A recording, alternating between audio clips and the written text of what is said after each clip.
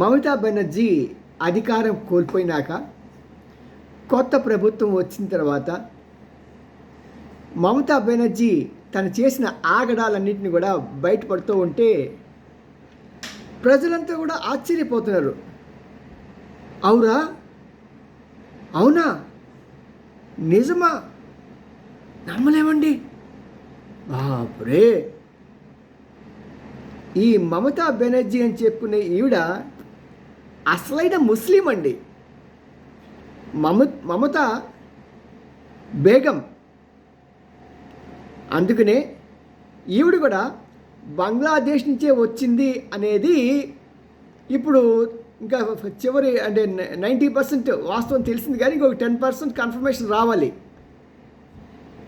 అందుకోసమే ఈవిడ ప్రతి ఫ్రైడే దర్గాకి వెళ్తుంది, అక్కడ ప్రార్థనలు చేస్తారు వాళ్ళు.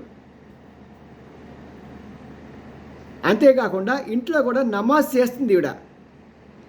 ఆవిడ ముస్లిం కాబట్టే ఈ యొక్క బంగ్లాదేశ్లోకి పశ్చిమ బెంగాల్ని కలిపేయాలి, అంతేకాకుండా వాళ్ళ యొక్క ముస్లిమ్స్ని తీసుకొచ్చి వాళ్ళ క్షేమాన్ని ఈవిడ చూసుకుంటూ ఈవిడ యొక్క లాభాన్ని వారి నెత్తి మీద పెడుతూ అది మీ బాధ్యత అని చెప్పించింది ఈవిడ మమతా బేగం. ఆశ్చర్యంగా ఉందా? నమ్మలేకపోతున్నారా? త్వరలోనే వాస్తవాలన్నీ కూడా పబ్లిక్గా గవర్నమెంటే తెలియజేస్తుంది. ఈవిడెవరు, ఈవిడ బతికేంటి అన్నీ కూడా.